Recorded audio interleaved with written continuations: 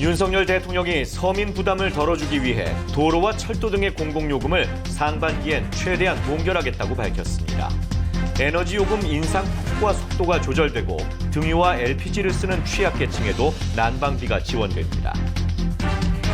서울시가 오는 4월로 예고했던 지하철, 버스 등 대중교통 요금 인상을 하반기로 연기하기로 했습니다. 서울시는 시기는 미뤘지만 인상 자체는 불가피하다며 인상 폭을 최소화하기 위한 정부의 지원을 촉구했습니다.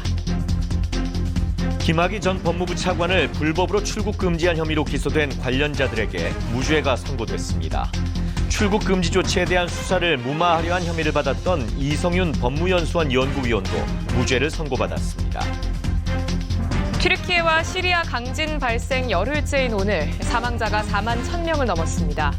구조 작업이 이어지는 가운데 220시간을 넘게 버틴 40대 여성이 구조되는 등 기적 같은 생환도 이어지고 있습니다. 이브닝 뉴스입니다.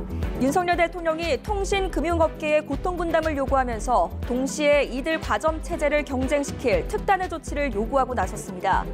대통령실은 또 올해 상반기에는 주요 공공요금을 동결하겠다고 밝혔습니다. 검찰이 이르면 내일 이재명 민주당 대표에 대해 배임 혐의 등으로 구속영장을 청구할 것으로 전망됩니다. 영장에 적시되는 배임액은 수사 초기에 산정됐던 650억 원대보다 훨씬 늘어나서 수천억 원대가 될 것이란 관측이 나오고 있습니다. 김학의 전 법무부 차관에 대한 불법 출국 금지 혐의로 기소된 이광철 전 청와대 민정비서관과 차규근 전 법무부 출입국 본부장에게 1심 법원이 무죄를 선고했습니다. 김 차관에 대한 수사 과정에 외압을 행사한 혐의로 재판에 넘겨진 이성윤 전 서울고검장에게도 무죄 판결이 내려졌습니다. 지난해 말 북한의 무인기 침공 당시 우리 군의 부실 대응과 관련해서 장성급과 영관급 10여 명에게 서면과 구두 경고의 경징계가 결정됐습니다.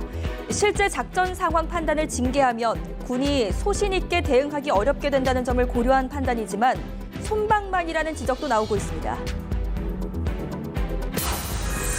서울시가 이태원 참사 유족들에게 서울광장 분향소를 철거하라고 통보한 시한이 지난 가운데 시는 향후 언제든지 행정대집행에 들어갈 수밖에 없다고 밝혔습니다. 유족들은 진상규명과 책임자 처벌 때까지 분향소를 계속 지키겠다며 철거 불가 입장을 재확인했습니다. 튀르키예와 시리아 강진으로 인한 사망자가 계속 늘면서 4만 1,000명을 넘어섰습니다. 무너진 건물 속에서 200시간 넘게 버텨 살아나오는 기적 같은 구조 소식도 이어지고 있습니다.